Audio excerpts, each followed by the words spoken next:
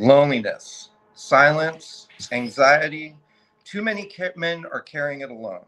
I'm Jack Starr, powerlifter, personal trainer, aerialist, and ex-private investigator, and this is the other side of tough. We're rewriting manhood one conversation at a time, and today we have a panel of great guests with us today, an LGBTQ panel, and this is a three-part conversation we're having on why men are walking away from dating and the male loneliness epidemic that's happening because of this phenomena. We had on our first panel, we had a panel of Gen Z men that we talked to and got their opinion on what the situation is. And then the last panel we had was a panel of females, and they gave their perspective. And so now we're having an LGBTQ panel to get their perspective because the dynamics are very different between, gay relationships and heterosexual relationships. So we want to attack this problem at every angle that we can. And that's my goal of the podcast, is to get every view. That's why I have men, women, because this isn't just a male problem. It's a world problem when there's, a problem with a whole generation of men, because it affects everyone else in society. So a couple of the things, well, first, let's go ahead and introduce ourselves, and then I'll go and give you like the results or the findings from the previous panels that we have. So James, please introduce yourself. Let us know what you're doing, what you're about, and tell us all about yourself. My name is James. How you doing, James Lucas? I've been in theater. That is actually how I met the Jack. Been in theater for over 30 years. I've known Jack for over 20. We were talking about it, over 20. Almost a quarter century. Almost a quarter of a century. Yeah. And I am a half a century old, actually. That is fun to say. I'm done saying 50. I just say I'm a half a century old. Leave me alone. But yeah, performer, director, artist, also in the medium of TikTok and Instagram. That's always fun. But my day job is still in the casino industry, which I've been in for over 20 years, which is fun and exciting. And in the LGBTQ, I represent the B. Nice. That's great. And then Saralyn, who also represents the B. Yep, also representing the B. I'm Saralyn. I do a lot of nonprofit work, nonprofit consultant, also a dog trainer, former founder of a nonprofit, and yes, involved in the bi community, a lot of bi issues, volunteer when I can. Sadly, there's not many opportunities to volunteer, which we might get into. But yeah, so that's me, and I've known Jack for quite a long time, and best friend kind of. Bestie. Yeah. Yep. All right, Conor, why don't you tell us all about yourself? I am Conor Karrel. I am a former theater kid. So I've known Jack for about 2 years. We've been training together for about 2 years. And I work in entertainment, but on the other side, I'm a production accountant now for TV and film. And I represent the big G. I'm wearing a Sondheim shirt, so I'm pretty sure it's obvious that There we go. Yeah. the G is here. Yes. Great. Fantastic. So what I'm going to do is just go over some of the findings that we had, some of the salient points that the other podcast guests made on the previous panels. The first panel we had were men, and they were, they're Gen Z men, so they're right in the thick of it. They're kind of like right in the trenches of this problem. And before I talked to them, I told them that, I, as a social experiment, went back on the dating apps. I went on 2 of them for about 2 weeks just to get a feel for it, because I remember how alienating and isolating and devaluing those apps felt. And I never really looked into why they felt that way. And so I went back and took it more as a scientific venture. And a lot of the points that the other guests made were a lot of the things that I found in going through these dating sites is, one is that there's a plethora of options and it's overwhelming. And if you don't hit it off right away, you just can go to the next thing. It's like Amazon. You don't even need to spend any time on anyone. So that's devaluing as it is. And another thing is the lack of communication. Usually when you go ahead and, let's say, if you do talk to someone, they don't put in much effort because there's options, right? Um, and it seems one thing that I kind of found is that these dating sites are created for monetary reasons and not actual connections, not actually connecting people for long-term relationships. They're just there to put advertisements by swipes and to monetize each little profile on those dating sites. And that's like what a lot of the men on this panel felt. They said that they feel that with technology, there's a lack of connection. They complained about communication because a lot of men, especially younger men, or even men in our generation, they're not taught how to emotionally regulate. And so they're taught to hold in feelings. And so, one complaint is like, when I do communicate with a female, I get accused of being sassy, or I get accused of, being whiny, or and so like I get shut down immediately. Yeah. And then another guest, quite frankly, said dating's expensive.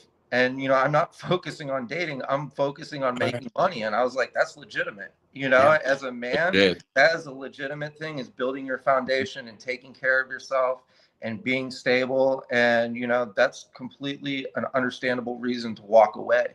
Mm-hmm. When I talked to the female guests, they offered some great perspective too. They agreed with those things, but they said also, they're like, I'm not going to take in a broken man. It's like, it's sad that these things are happening where men aren't learning to emotionally regulate, and they're figuring it out late in the game.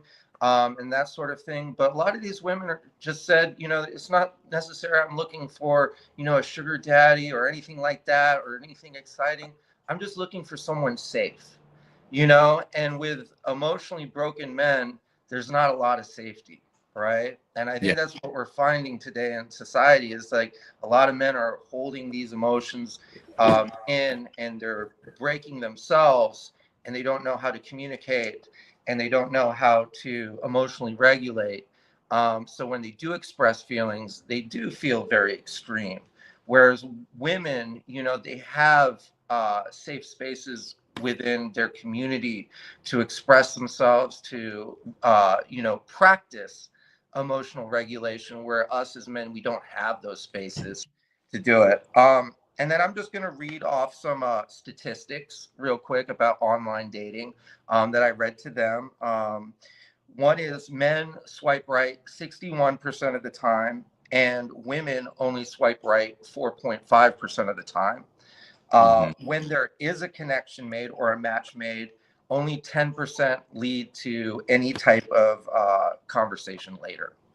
And so, it's kind of like a dead end thing as is. It's like is a numbers game. It really is a numbers game, and it's got to be played that way. So it's not based on communication. It's based on sales skills. And, any narcissist can really take advantage of that, because, narcissists are great at being salesmen. So, and I think that's why we see a lot of these broken relationships. But let's get right into it. And let me ask the big question.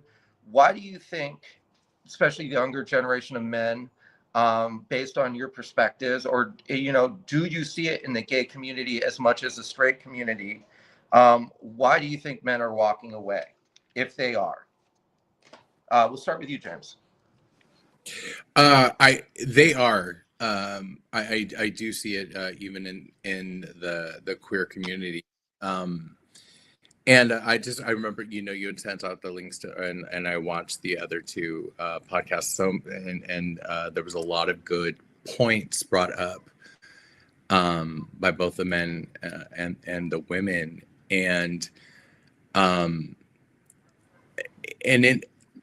My perspective is very unique. I having dipped my toes in both dating men and women throughout my entire life. And sexuality is a spectrum. So it's, we put on the label of, like straight men, straight women, gay men, bisexual, blah blah blah, all those things. But there is a spectrum. I have sexual experiences with men that identify as straight, and they live their life as that, and they have those qualities. So when we talk about straight men's perspective, they actually have that perspective, and I in some sort of relationship have dealt with that in a similar fashion that a straight woman has dealt with, so to speak, and vice versa. This whole thing that has happened, because it's the same kind of mindsets and the same trouble, but and talking to a lot of people, but in the queer community as well, I've heard a lot of the same, I've heard a lot of young queer men going, the argument of, I'm going to take care of myself first. Mm-hmm. I've heard a lot of that. I've actually heard a lot of, I'm going to make my money. It's expensive. I don't want to have to worry about somebody else. I don't want to have to, especially here in California. And So expensive. Yeah. I live in the Bay Area of California, just around San Francisco. This whole area is very expensive, and it's just kind of like, I'm going to take care of myself. I don't want to have to worry about anything else. I'm going to set me up, and I don't want to be tied down. There's so many reasons. Younger generations, though, I do want to bring up this point. If you remember, already they were talking about the MTV generation. Absolutely no attention span, because they were saying, like, MTV music videos, we only had the attention span of 2 minutes, these tiny clips, and they started saying that, and then, but we scroll. Yep.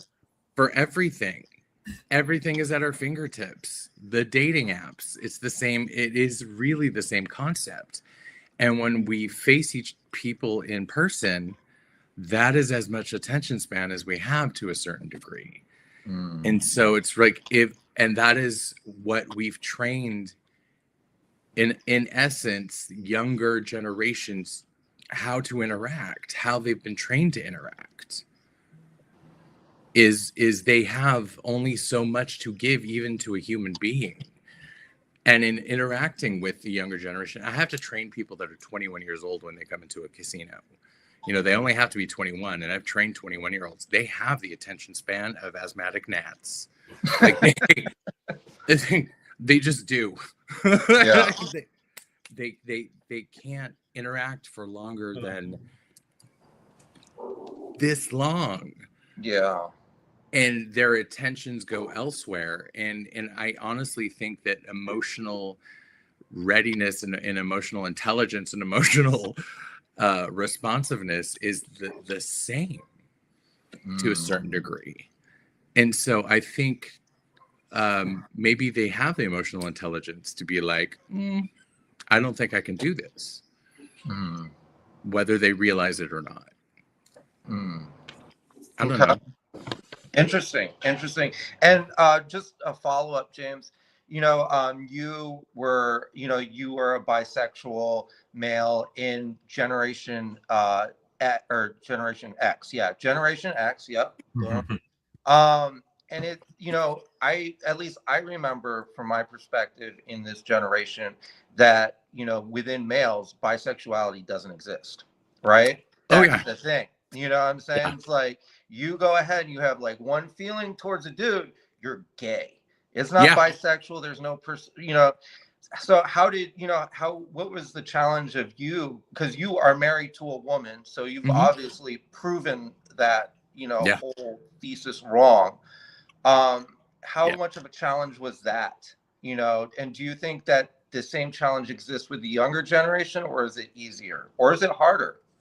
And I'll ask you the same thing, Saralyn.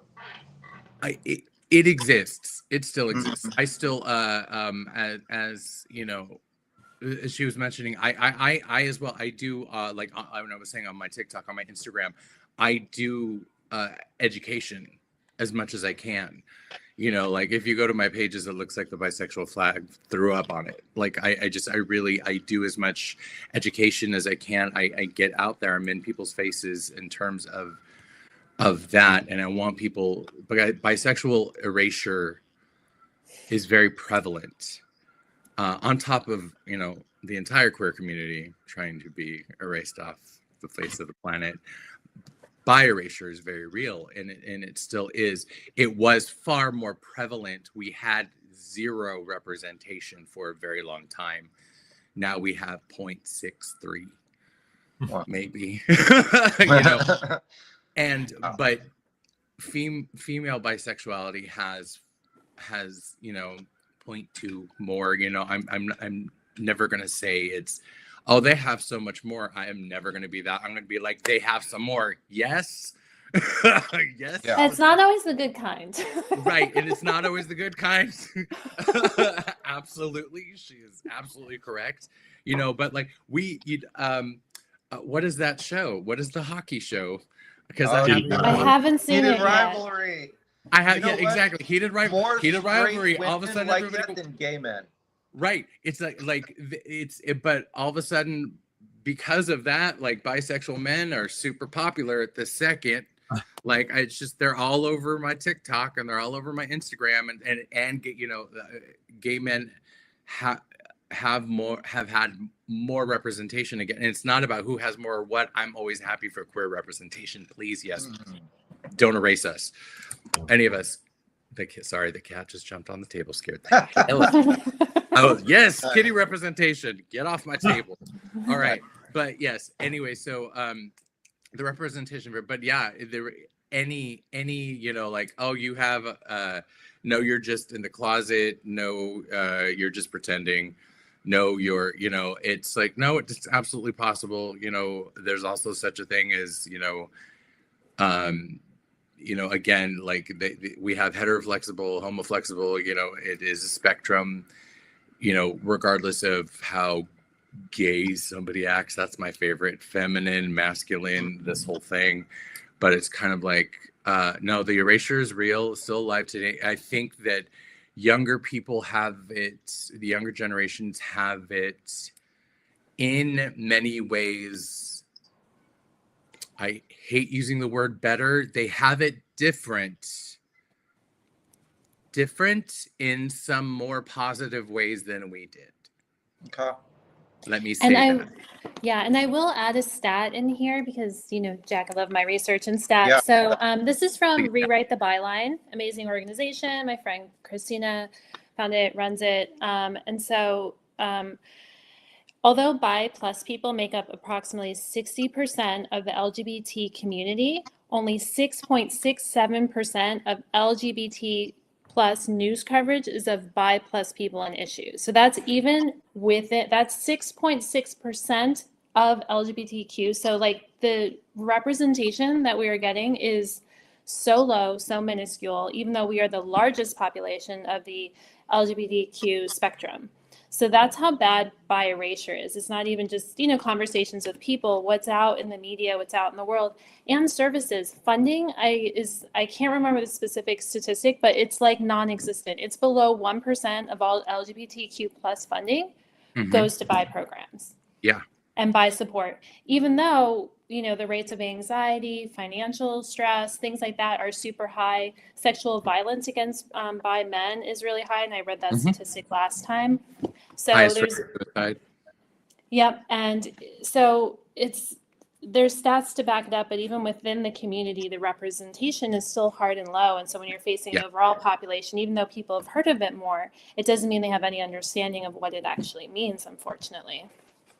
Yeah. I mean, and I didn't want to like monopolize anything, but when you want to talk about dating and bisexual men,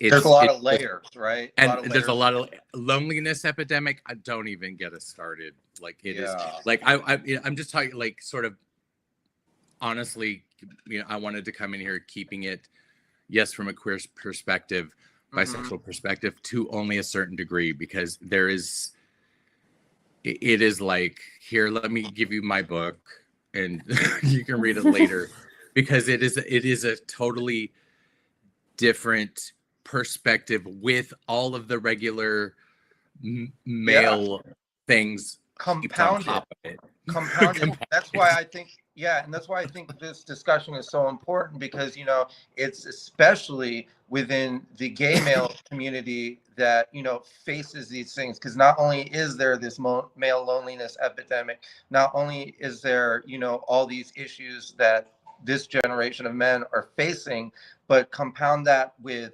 the LGBTQ crisis, where suicides, we have these high suicide rates of men, where men are 6 times more likely to commit suicide than women. And then you compound that with gay people, LGBTQ people, and then the suicide rates just skyrocket. So it is a very serious and grave crisis. But Saralyn, let's go over to you and continue with that question. Why do you think that men are walking away from dating, and what do you think the particular challenges of gay men in the dating scene are, or bisexual men and women? Yeah, I mean, I can't speak to gay men, so I'm really curious to hear Conor's perspective on that, and what what his experiences are and what he's seeing. I know, similarly in line to what James said with bi women, it's like it's almost like we're like a little bit of a novelty prize, like, ooh, and like immediately people's brains go to, ooh, so what, you're gonna have a threesome? And it's kind of like, okay, bi, poly, very different things, like not even getting into that. But you're not taken as seriously in a lot of ways, or it's not like you're not someone to have a serious relationship with. And unfortunately, I won't get into it too much, but just to mention, I feel like it's tied a lot to promiscuity with women. You know what I'm saying? That's like, one of the as a woman tropes. Say you're bi, they immediately think that you are some college chick that's like experimenting with other women and just being promiscuous. One of the tropes is that we're promiscuous, that we're going to cheat, all of these kinds of things. I had a horrible therapy experience with a male partner where he was like, oh, are you worried she's going to cheat on you? Like, a therapist said that in a session, brought it up on their own, thinking that was appropriate. So that's kind of how deep these roots go, and some of these just weird perceptions in people's minds and what they think is happening. And so I can't imagine as a bi male how difficult that would be when I'm already facing things. And I do know it can be really difficult dating lesbian women, because they're worried, like, oh, you're not really that into women. You don't want a relationship. You're just kind of like, this is just fun for you. And so we kind of get a tough time from both sides. It's it's really hard defining yourself, because everyone has their own perceptions of who you are, what you're going to be, how you're going to be in a relationship, and it can be really tough. And if men are insecure in their dating, and I'm very much a outgoing person, say what I'm thinking, very confident and not reliant on people, very independent, it's very intimidating to a lot of men, and they don't like it, and they kind of shy away, because they're also feeling a little insecure just in their own everything, their own masculinity, aside from dating and relationships. So it can be challenging for sure. And I don't know, obviously, too many men. Jack, I mostly know your perspective on things, but I think it's just, there's like groups of, it feels like, and this is probably not, don't quote me on this, but it feels like there's men that really do know how to use the dating apps to their advantage, and how they deal with women and talk to women. I hear a lot of women's perspectives on that, where it's about a numbers game, and they have a playbook, and they get to just call up these different people, and when they get bored of someone, they'll cycle through. And then there's men who are also really trying, who really get stymied, because women also then have so many perspectives on them and what they should be, especially around like, oh, you need to wine and dine me and take me out and do all of this. And it's kind of like, that's a lot of pressure for someone, especially in LA, when you don't know this person, you want to meet, you want to be comfortable. And then they're also trying to accommodate women and their need for safety. Sometimes when men do that, it's really seen as like, oh, they're not they don't really like me. They're not calling me back. They're not being aggressive enough. And I've heard men say too, even with flirting, and you've talked about this, where sometimes men are a little afraid or they don't know how to broach that subject because they do recognize women's need of safety and like that most women have had bad experiences. So it's really difficult. There's kind of to find that middle ground feels near impossible for a lot of people, and it's understandable. Yeah, just to find a connection. Yeah. Conor, thank you so much for your patience, my friend. Now, It was a great conversation. I was happy to listen. That was fantastic. Thank you. From your perspective, from the gay perspective, do you think that a lot of men are walking away from dating? And yeah, what's your 2 cents on that? Yes, I do definitely. I agree. Mhm.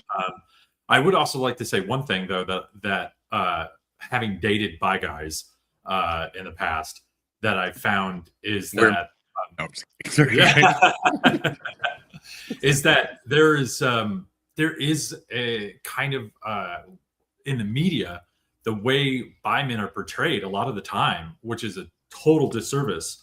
And I hope this changes. And it sort of changed a little bit with Heated Rivalry. I was very happy at the very end of that season that the one character who is bi goes, "Oh, but I still like women too," and it like made a clear point to say, "I'm still interested in women as well, but I really love this guy, so I'm choosing to be with him. But I'm still very much into women." Because most of Glee is a good example. Most of the media we have out there, Glee was horrible with bi representation, because when the main character, the gay main character, had a boyfriend and the boyfriend was like, "Maybe I'm just bi," he goes off on this terrible tangent about how bi men don't exist and that they're everybody who says is bi is just actually gay and just waiting to come out as gay.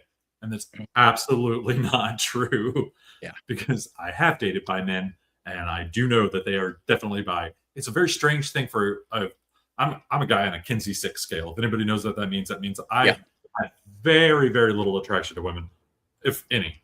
And so watching a guy you're dating get his head turned by a pretty woman that you don't even register is also a very interesting thing. It's like, oh, okay, that happened.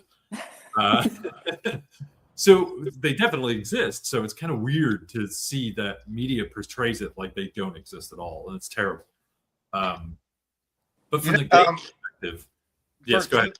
One thing that I was going to say, Conor, is that one thing that I found that I'm kind of envious of is how much success you've had doing the dating apps and stuff like that, and how much and like how specified. One thing that I like about the in the gay community, the dating apps, is how specified they are. So you can really like target your interests. And sort of true. Like one thing that I do also is how there's a equal power dynamic where there's not guys chasing after, women, and the women are kind of like at the top of the apps, and they get to choose. Yes. It's like an equal playing field. And so those are two things that I think would be beneficial for a straight man, is having those kind of specified options, having that kind of power dynamic change, where we can just meet each other on an equal ground. And it's not like you have to do all of these patriarchal things. It's like a patriarchal system that screwed over straight men. Yeah.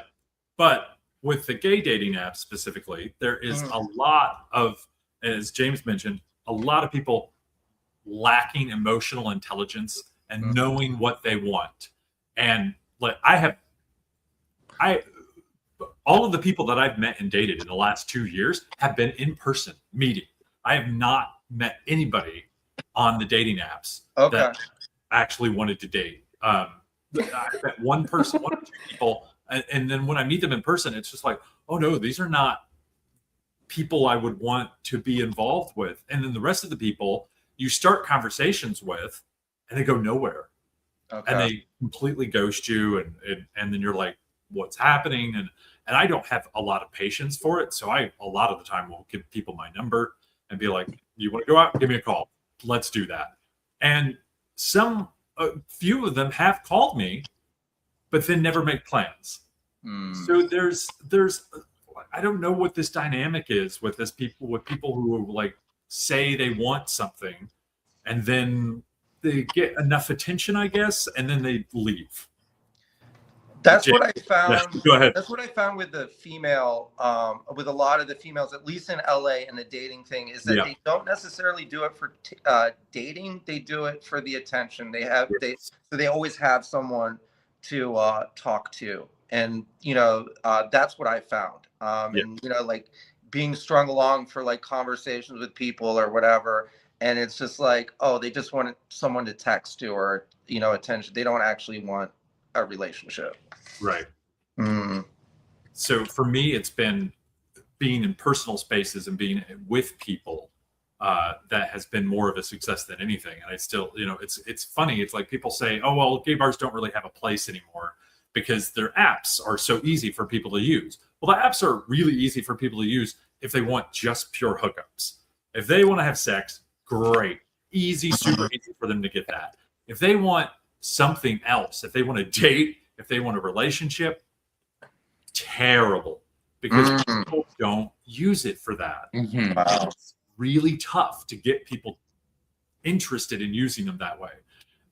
So you have to, like, for me right now, I'm more focused on being with friends and building my friendship base. And the more I can do that, the more happiness I have with myself. And then I feel that that's going to attract somebody.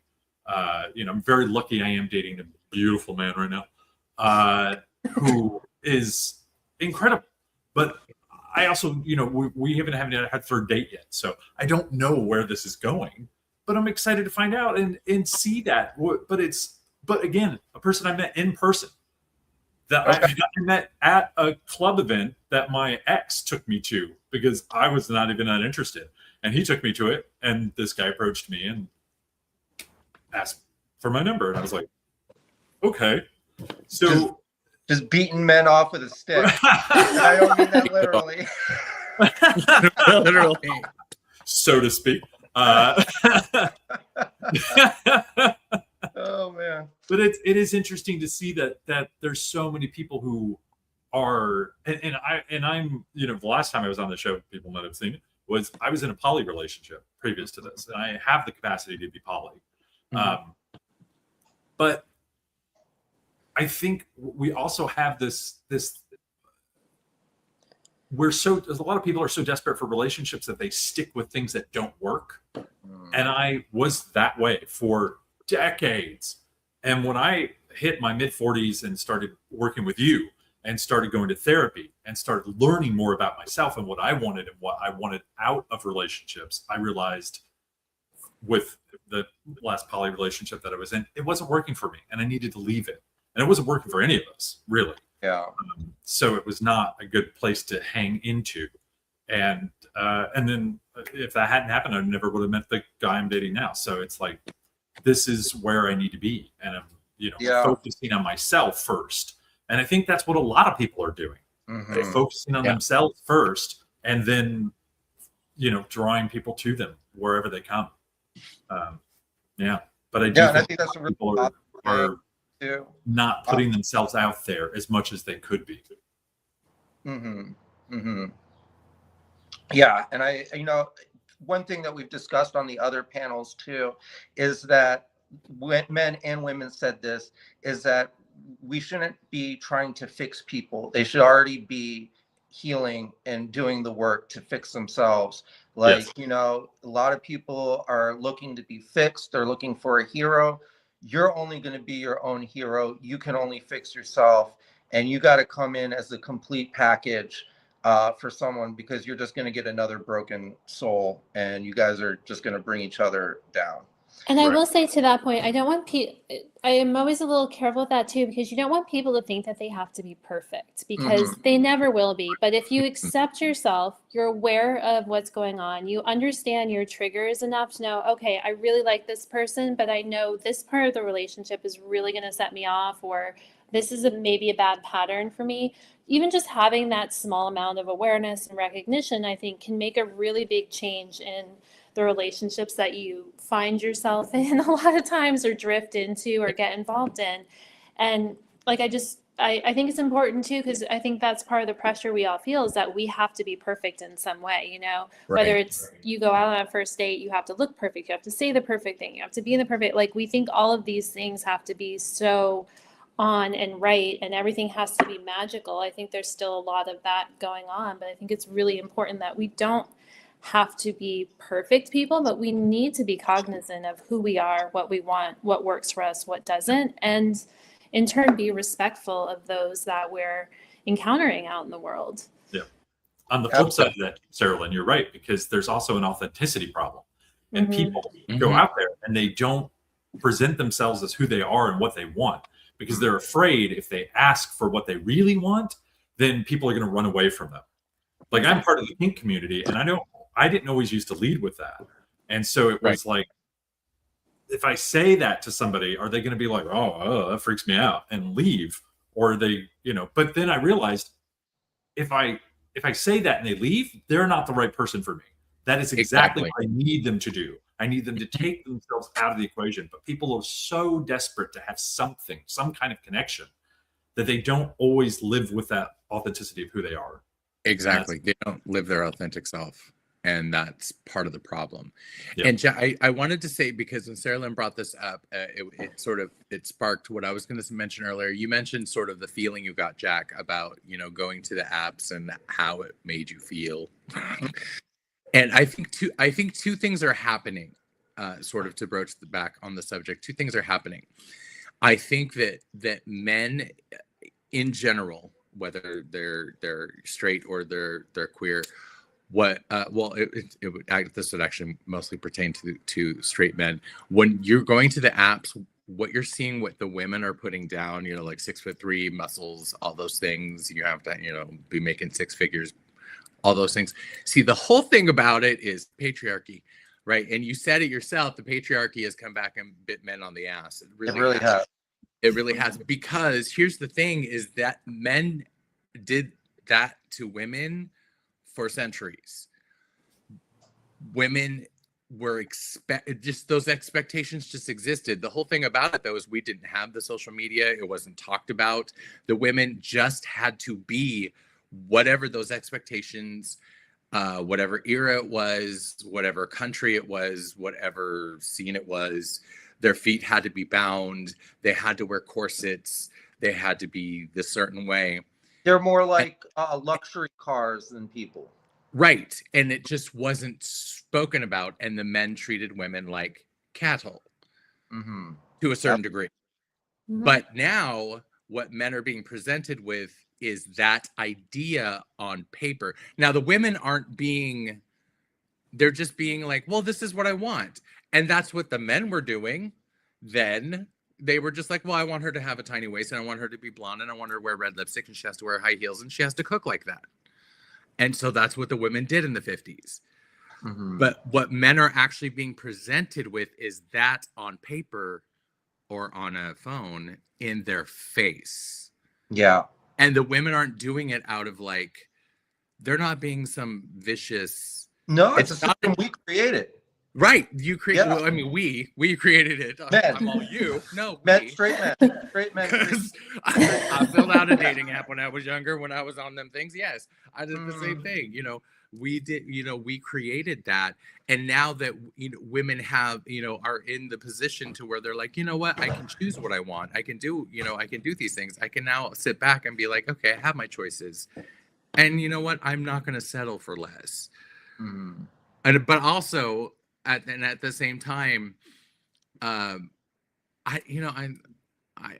talk to people that are on the dating apps, and they're like, you know, I don't really want that. I want to see what I'm going to get. I want to see if someone is going to, who was that I was talking to? Someone that I trained as a dealer. And she was like, I don't want this. She was like, I don't want this. I want to see who's going to actually message me and have the audacity to be like, I am 5'7". What is wrong with that? And get you know, like someone interesting to talk to. Like, so, I mean, there are things around it, but at the same time, I'm like, yeah, you were exactly right. You hit it on the head, Jack, when it was like, it's come back to bite everyone on the ass because Yes, it we has. put ourselves here. It's so true. And what, Saralyn, I wanted to go ahead and piggyback on what you were saying about not being perfect. One thing that I discussed with my therapist the other day is that, I told him, when I first came into therapy, I thought the goal was, I thought being healed was to fix everything. I thought, to heal was to take away the pain, to take away the sadness, to take away everything within me, the loneliness, all of that. But what I found is that healing is actually a process and it's not a destination, it's a journey. And as long as we're on that healing journey, we're actually healed. We're actually already healed by just going through the process of healing. And we're never going to be perfect. You're absolutely right. We're never going to be fully healed, fixed, or whatever. But as long as we're on that process and as long as we're doing the work, we are healed people. And so I take pride in that, like instead of seeing my faults with shame, I see them with pride and see them with things that, struggles that I've had to deal with and that I'm going and I'm doing the inner work now, the hard work, to be a better person. And so, I think that's what you're talking about when you're saying, that you're not going to be perfect, but people who do the work are healed. So it doesn't involve perfection, it just involves effort. Yeah, and let's not forget that makes us who we are. Yeah. We don't want to forget that makes us, that's who Makes we us are. That's a strong part of us. That's our story. That's our, it factors into our being. Absolutely. So I'm going to go ahead and change things up a little bit. And I'm going to start with you, Conor, and then we're going to go the reverse direction. We're going to go Conor, Saralyn, then James.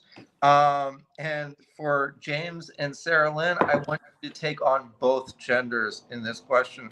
So you're going to have more I think work. I could do that. You're going to have more work to do than Conor does. But Conor, what I'm going to ask is, what are 3 green flags and 3 red flags you see in men when dating?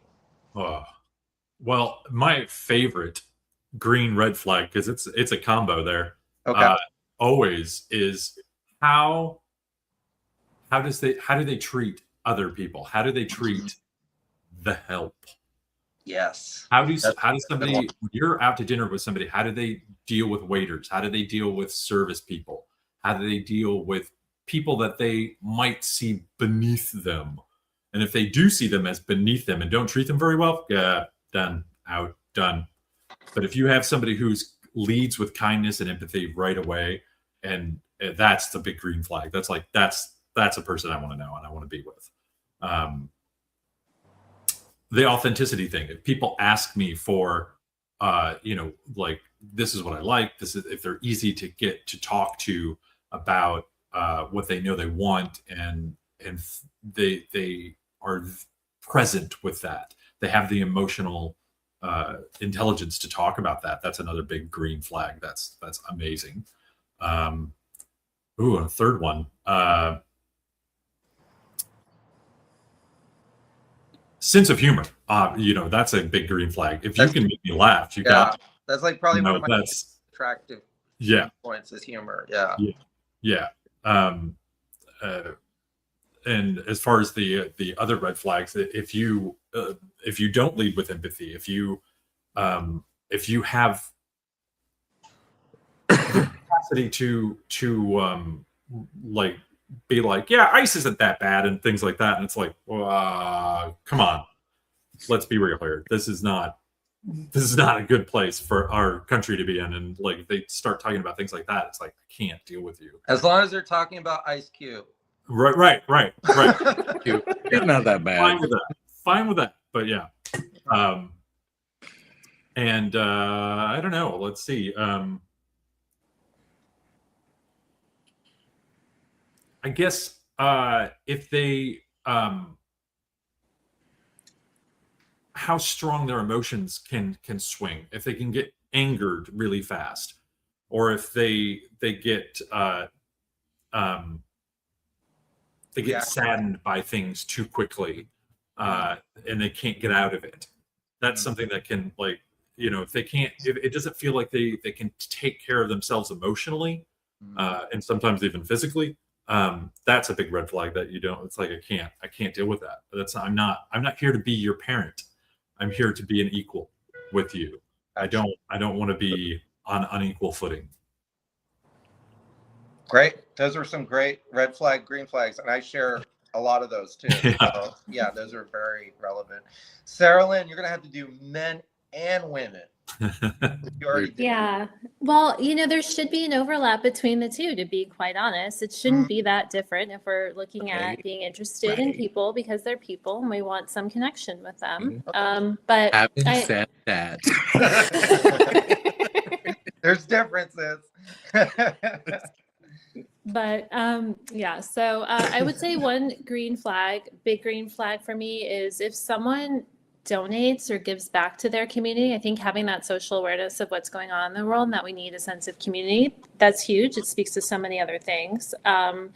If they have some compassion for animals, and I'm a huge animal lover, and I'm vegan too, so like really on the end of that spectrum. But honestly, if they just have some compassion for animals, it shows that they can look at another being, another human with a different sense and understand that you have to be kind and help out. I think that's always been a big one for me that I've noticed, even since a little kid, with picking friends, even things like that. I think that goes a long way.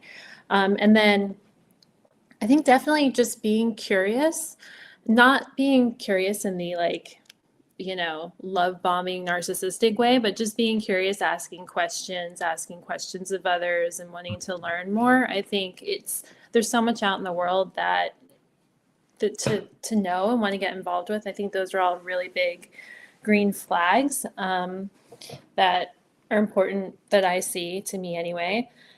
Red flags, I think Connor's has a good one with the emotional swings. If a situation arises, how does a person kind of handle that? And I understand that everybody has a bad day, of course, but it's like if they can't emotionally regulate in some everyday situations, that's a problem. And yeah, you're going to end up playing their mother, or walking on eggshells, or just kind of like tending to someone else's needs way too much. Other red flags, I feel like I have a lot, but a lot of them are kind of superficial. But they just kind of and it's like I try not to do that, but you still always have your things. We all have the that pop superficial up. ones too. It's all right, Saralyn. Yeah. It's our preferences. It's what We're it's all just friends attracts here. us to people. Yeah. So Yeah, oh gosh, yeah, it's really hard. I'm gonna have to kind of think on that just a little bit. Jack, what are some of my red flags? You know me so well. You probably can name one right off the top of your head that you know Rudeness. for me is like a red Rudeness. flag. When people are rude to you, Oh yeah. that's like a big red flag for you. And I think like narcissists, especially because you have such love for, empathy for animals and service and that sort of thing. And when people fake it, or when people throw on a mask to take advantage of people, you really notice that. So I think those are a couple red flags that you've had from what I've known you, Yeah, that's a good one. Yeah, that fakeness, I can kind of sniff right through it. Like if you're just doing something just to put on that show and there's no real intention behind it, for sure. Thank you. Yeah, that's a big one for me. It's kind of like I can't deal with this Yeah, I think person. most of them like kind of fly under the banner of narcissism, though. Yes. Yeah. Yeah. James, you're up. oh Lord, Red flag, yeah, red light, green light. So if you like the Squid Games, you're out. No, okay. Well, let's start with the red flags, because we ended with narcissism. Big a red flag, and everything underneath that banner. Because a lot of symptomatic narcissists are like the bane of my existence. A lot of things that exist under narcissism. which is very hard to escape when you've worked in theater as long as I have, just dealing with there's a lot, and people, people. And people, it's funny coming from someone who is an actual actor and a performer, and I'm just like, but I'm not like that kind of performer. And I think that it's very funny to tell people that I'm like, I'm not an actor like that. I'm not like that. I'm like, just hang out with me for a while and then just give me your impression. You'll understand what I'm talking about. Yeah, I go ahead and I tell people, I'm like, I can't stand actors. And they're like, well, most of your like good friends are actors. I'm like, that's different. Yeah. Like, no, this is my best friend and you're my friend. It's like, they're different. But yeah, like, I really get what you say about the whole actor thing, especially in LA. And on dating, it's like, I look at actor in like a dating app and I'm like, I'm staying the F away from that. Exactly. It's like, oof, no, gotta get it. Huge green flag for me though is humor. A wonderful sense of humor, and that's both genders, of course. So don't know. I only like funny women, and I like. I hate funny men. No, sense of humor. Across the board, you have to be able to laugh and like. I actually. It also needs to be a little more dark, a little dark sense of humor. Always. I mean, I have. That is literally the ofrenda of my dead mother behind us. So, just so you know, let's talk about sex in front of my dead mom. And you laughed at that. You're perfect. There we go. We're all friends. We're friends. We're all going to hell together. Yeah. At least I got good company in hell. Exactly. It's going to be a fun place. It is. It's going to be amazing. It's going to be the best party ever. Kindness and empathy, as Conor said, that is extremely important to me. I grew up with a lot of it's funny we're talking about, and this kind of goes with what we're talking about, sort of the not really having as men, growing up when you're a man, you don't have a lot of you're not really shown, you're not given the handbook, you're not really shown exactly how to be a good human necessarily right off the bat, and we're not told how to act right, in my opinion. Emotionally. Yes, emotionally, where a lot of us are emotionally stunted. And I had the very properly stoic white father, because I'm biracial as well. I'm just kind of bi everything. I'm down the middle with everything. So white father, and then I had very machismo Latin, like uncles around, and my brother as well. So it just kind of, I had these two very different ways of man that I was supposed to be. So, and neither led with empathy or kindness. So it's like different flavors of toxicity. Exactly. Yeah, male toxicity. Yeah. Male toxicity. So, but goes with, both, men and women. You should lead with kindness and empathy. Huge red flag. Controlling. Control freak, and that is a red flag that I know that I had, because I am as well 20 years or 18 years sober, and that is a huge thing. Thank you very much. That is an addict's, one of the things that we come to find, through recovery is that it's part of the reason that you're an addict actually has to do with control issues. I didn't know I was controlling. That's weird. But yeah. Is that, and then you start to see it in other people, and you start to see how you react to why you react so poorly to, and then you realize, oh, that's actually, people are being controlling, that's actually manipulative, and you start actually seeing other people's manipulation tactics and how that is in itself controlling. You don't call it controlling, we call it manipulative, but it's like, oh no, that's just being a control freak. Huge red flag. both genders as well, male and female. Green flag for me is this, you can call this superficial, I don't. Sci-fi geek. Got to cool. be sci-fi geek. I'll say it. For all the nerds out there, James, for all the nerds out there, Star Wars or Star Trek? What did I say about being down the middle? Everything. Yeah. All right, that works. It really depends on which version of which you're talking about, too. Next generation or Okay, Next Gen was my jam, by the way. That was my jam. But look, we're going to Disneyland for Star Wars night. And when we go, we are going to go to this brunch place that's going to have a special Godzilla thing. And we're also going to go to lunch for a Demon Slayer thing. I mean, it's just going to be random, like all week, right? I love that. So huge green flag. And green flag is not being afraid to be your authentic self. Is again authenticity, not being afraid to be your authentic self, and lead with that. I obviously am not. And it's not about being like me. It's just and that authentic self can be as boring as hell. That's fine. I find that adorable. You know what I mean? But it's and then another red flag though is in the same vein is I would say one more red flag is going to be an inability to be honest. Yeah, and that's narcissism too. It's, It's what's it called? Personality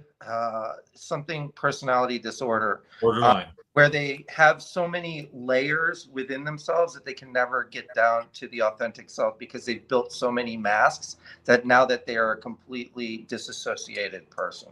Yeah, it is true. There's sort of a little special thing with this one though, because and this is going in the men column. Okay. And it is the inability to be honest. And this is why women have a tendency to be dishonest in a different manner. I am speaking of the way that men are dishonest. Okay. And our tendency, again, because I'm right there, because I've done it before, and it's the justification of how we justify. And why I say inability to be honest is because we have literally built the justification in our head, and it's in the narcissism. It's in that narcissism, but we really justify and we create an entire system of why this dishonesty is okay. Okay. Women, I have found, and this is purely off of my experience, do not do that. Okay.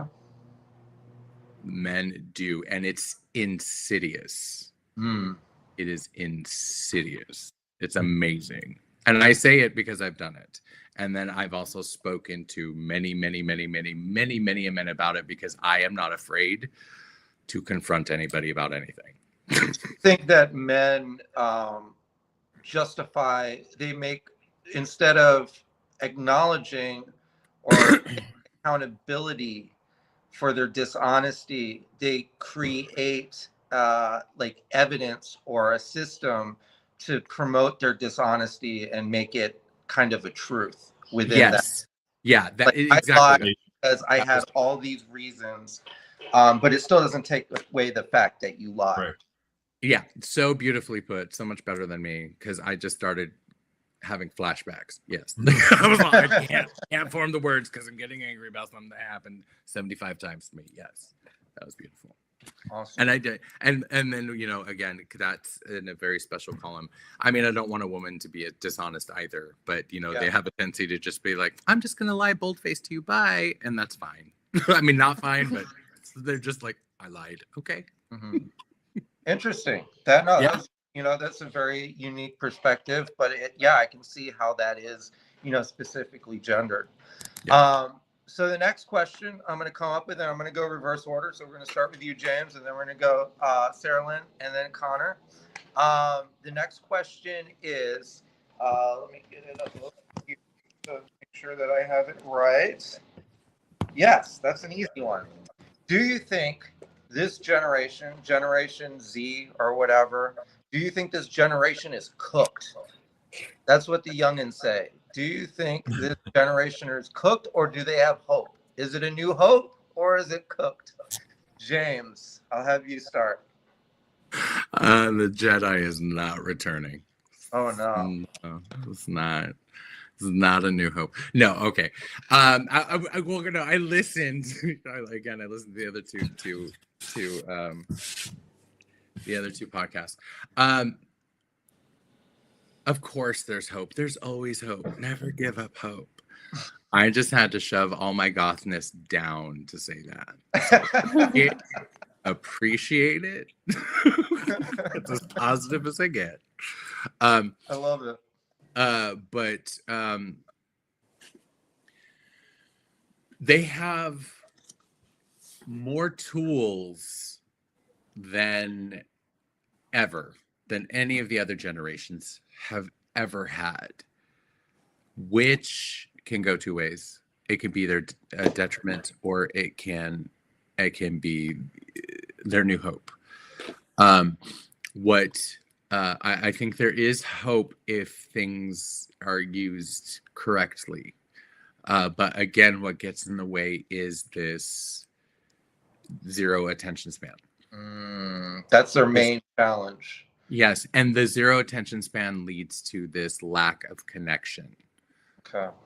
Which also, because you hear all the time, like, how do you feel about that? How does that make you feel? Like, we hear that more and more. We do. We hear a lot more younger people talking about things like mental health.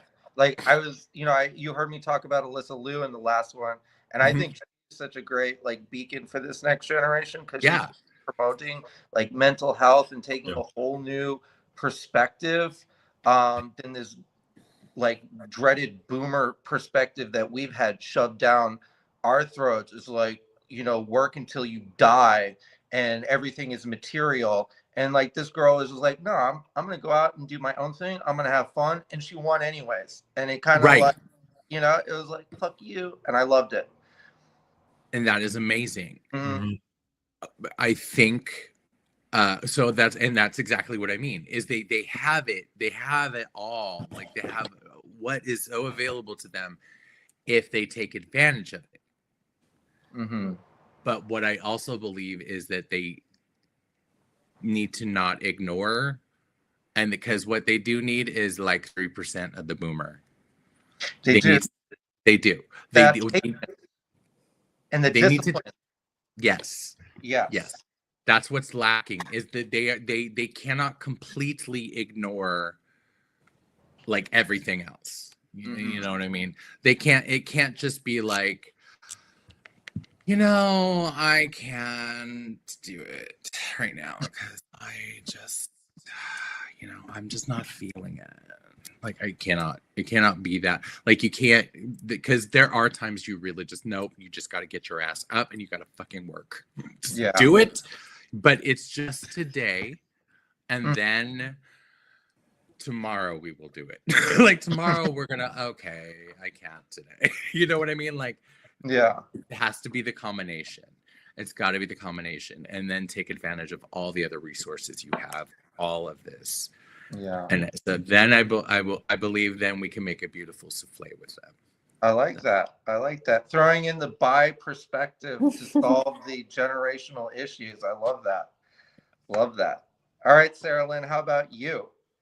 Do you think it's cooked? I mean, quite literally, they might be, but the cool thing is global warming. Yeah. It's getting hot here. But they are very aware of that, and I have to say, I mean, the position I'm in, I work with a lot of incredible young people. I mean, people who are literally changing food systems because they feel they can, and like they might have some bravado, they might have been sheltered, but they saw a problem. They're like, you know what? I'm not listening to other people's problems. There has to be a better way of doing it, and they're doing it.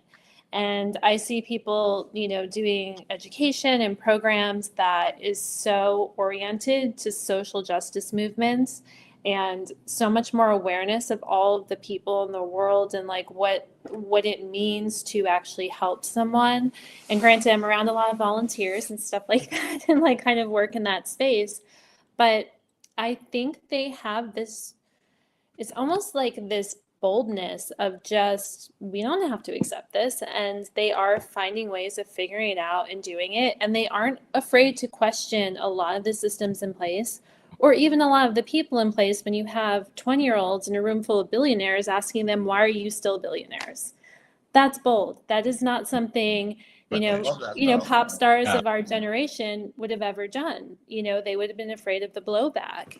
And I think that gives me a lot of hope that that's changing. The perspectives on that are changing. They're not afraid to challenge these systems.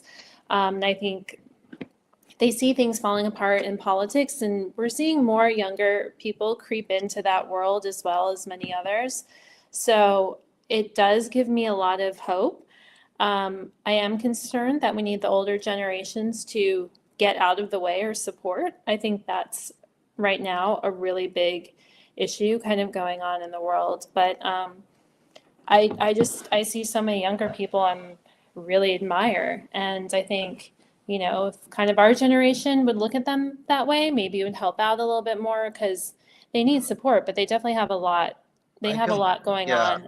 I completely agree with you, Saralyn, because like I do see so much potential, because I, train a lot of younger people, and I've got a lot of younger friends in the powerlifting community, whatever.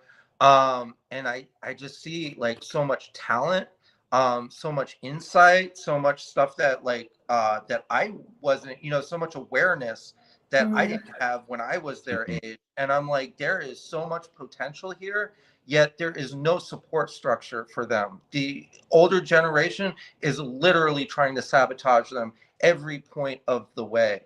And I think we need to do a better job of that and supporting these younger people and being like, you are the future.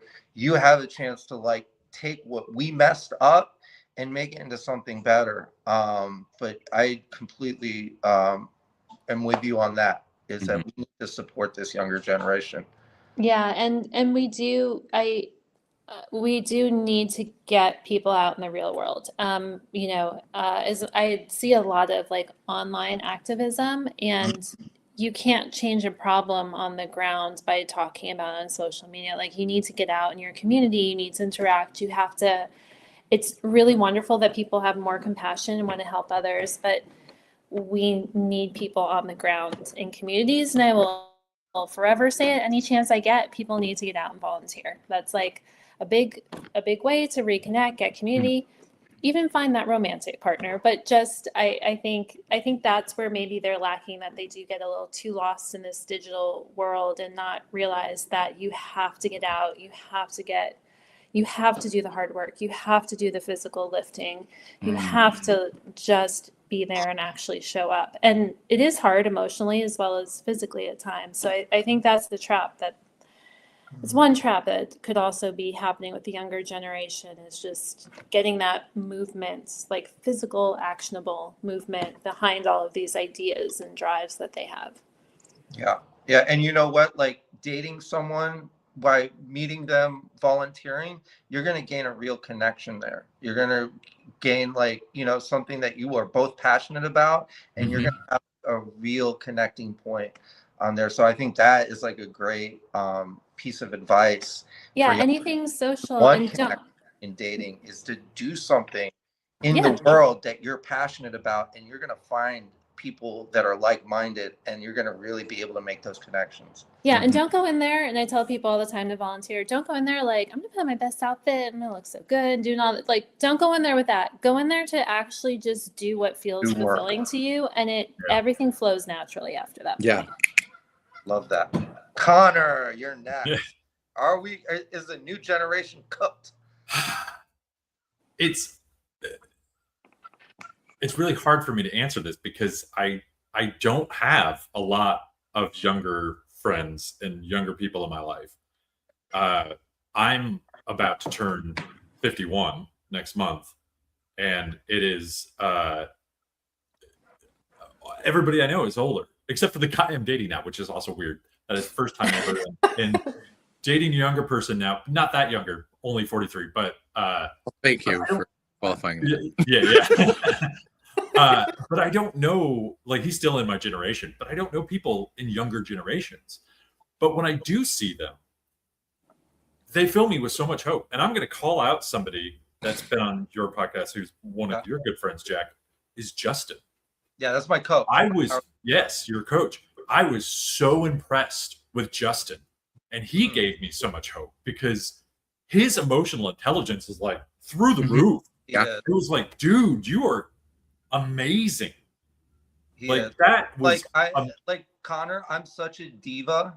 yeah. I'm always whining. The hell you say? Like I'm always whining to him like a 16-year-old girl, and like when we're at powerlifting meets, I'm having like emotional breakdowns, and he's like, "Get your shit together, go up there, do it." And I'm like, "Okay." You know what I'm saying? Right. Like, man, so much respect because he is so regulated, and he's remarkable. Yeah. He's like an old man in a young man's body. I love it. Yeah, like people like Justin, people that have it together that young and have figured it out.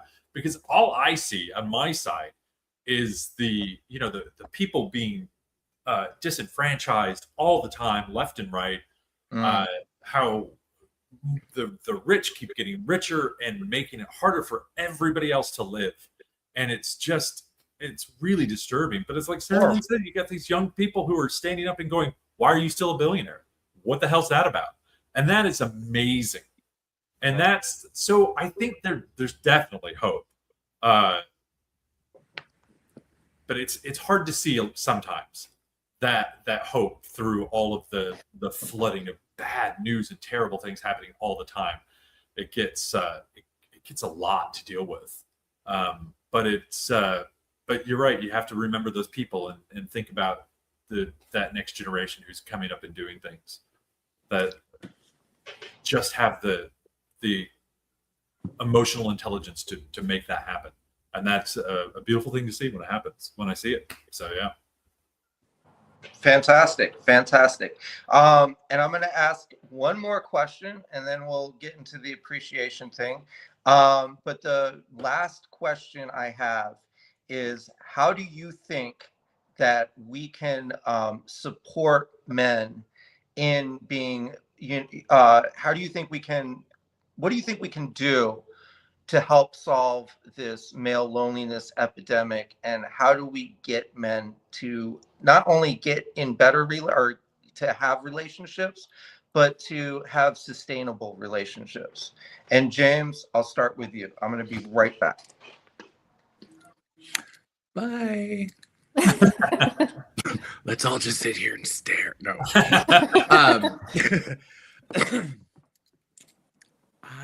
Okay. So the thing about the loneliness epidemic, I think actually that entire thing stems from the fact that honestly still to this day, male children still even with this newer generation, we're not being raised right. We're not being given the proper tools. We're not being raised to have emotional intelligence or to be proper human beings to a certain extent. As I was talking about just my own personal, again, like my male role models. But I had a house full of women. I had my mom, I had my sisters, I had my tias, my aunts, and that was great. But, and so that helped me be a better human being. But, and I did have male role models around, but they were two very different male role models.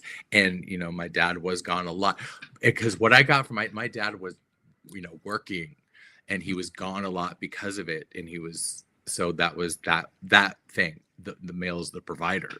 And even if he has to not be around to be a father, then or have that connection. Exactly.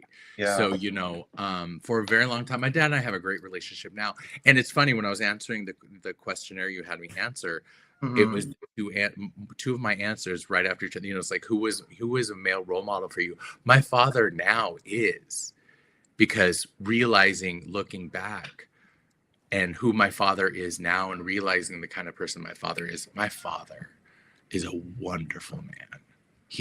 I'm getting upset. You see, I'm getting teary. But he really is. I mean, with the generational faults, he was just doing the best that he could in the system that he had. Exactly. He was surviving, and he was managing the best he could, and he was giving you what he thought was the best experience he could provide you with. Exactly. And then the next question was, what would you something about like, what would you do differently about something? And it was, I would have reached out to my father more. Okay. When I got to a certain age. Anyway, but part of it, what is it, the loneliness epidemic is we're still not being raised with intention to connect better. And so what is happening is this newer generation is experiencing what you've experienced, Jack, is we're coming to this time of when women can pick and choose. They're just humans. They're just acting like men have this whole time, as in they can have the run of the roost. They can just go out, live their lives. They can pick, they can choose, they could be choosy, they can afford to be choosy, they can have their own lives, they can have their own careers. They don't have to marry the first man that comes along. They don't have to be quiet. They don't have to be demure. If that's not them, if they don't want to, you know what I mean? They can wait for a 6'5" man that makes $8 a year if they want to. They're supposedly a dime a dozen in LA. Apparently, right? Jesus, give one of them my number at least. Me too. Doll and I can use one of those. Saralyn, anyway. Yeah. Let's just pass that around. I'm down. Yeah, we're all poly friendly. We're cool. Yeah, we're good. We're all like that. No, but anyway, so I think that it's just lending itself to men not being in control as they're being raised to think that we're still all in a patriarchy that is uber strong, and as it has been for thousands of years, and then they're finding no, I can't just do this. It's broken. Everybody's broken. I'm broken. I can't relate to this. I was lied to. I also don't know how to express that. I'm being asked to express things I don't know how to express because I was never raised that way. So I think they're just finding it, okay, well, fine, then I'm just going to sit here and play video games. As well as, if they have even just the littlest trouble expressing themselves, they don't have to, because they could just stay home and talk to people on the internet. Bro. Who the hell needs to talk to anybody? We're all just sitting here chilling, and I'm like, I have new friends. Hi, Saralyn. Hi, Conor. I have new best friends. I don't need to. Yeah. Some of my best friends, actually, I have never met in person, and I feel an emotional connection to these people.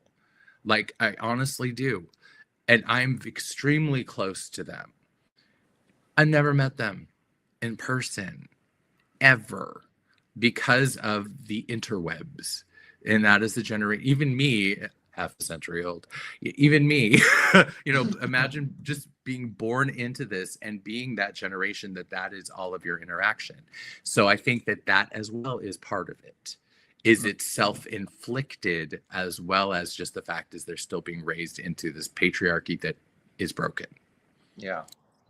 And I think that in order to stop that, the raising them into being, just raising, and I keep saying, I know this isn't a good way to phrase it, but it's the way that I phrase things. Raise them right. We need to raise our men children better. You know what I mean? Much better. And stop this patriarchy bullshit. Stop Yeah. it. We need to, men are humans. We're all humans. We need to just raise them to be able to, at the very least, express themselves freely and better so that they can communicate with all human beings on the planet, let alone in a someone that they're romantically interested in. Absolutely. And that will help, as well as maybe some of us should put the computers away and go touch some grass. Put the screens down. Yeah. Absolutely. Saralyn. Yeah, I mean, very similar to that. I think social emotional learning, which is being taught now more in schools, and I think that's super important, especially when you are in a classroom and you're around other people to socialize. It's a really great, it can be a great space. I mean, schools have a lot of issues, and I don't want to put more pressure on teachers because they don't need that. But I think some of those social emotional learning ideas that can permeate in schools, other social settings, also, at home and giving support to parents and things like that. I think that's also crucial because, parents are of a different generation. And I think just offering support to, people, everyone who is touching a child's life, of course, is really important, and educational support, emotional support, mental health awareness, things like that. I don't think it's not an easy answer, of course, but I think just having more of those resources and support and just giving kids space to be who they are. We keep constantly, our society tells everyone who they need to be, how they need to be, when they need to be that person by. And it's just, humans don't work that way. We don't all have the same time frames. We don't have the same timelines. We don't learn the same way. We all have different experiences. And I think just that constant pressure that I know even us as adults can feel to be a certain way, act a certain way, do a certain way, like this, and all these definitions of what it means to be good that most of the time completely conflict, is, I think, we just really need to drop a lot of that, but that does take a lot more acceptance on other people's part. So it's kind of this cycle of trying to fight through to improve that cycle. But, it always gets kind of held up. But yeah, I'm always a big believer in the more education, awareness, mental health support you can give children and adults, I think it's going to work out for the better. And that's one thing that I do on this podcast, and one thing that's helped me is seeking therapy, doing therapy, doing the work. Not enough men there's a stigma around therapy, and we need to remove that stigma. And more men need to be in therapy. Right now therapy is more than fixing problems, it's preventative medicines also, and we need to start early. Yeah, and that's important. I don't want to also just limit it to like you have to go sit one-on-one with a therapist. There's so many other ways of reaching that in groups and social situations and with different peers and things like that. It's kind of, unfortunately with our system, if everybody decided to go get therapy, it's not possible. It's expensive. There's not enough mental health professionals. So, Yeah. so just looking at all of these other ways to kind of support, I think is important too. In addition to, if you have an issue, go talk to someone about it and get some professional help. Absolutely. Conor.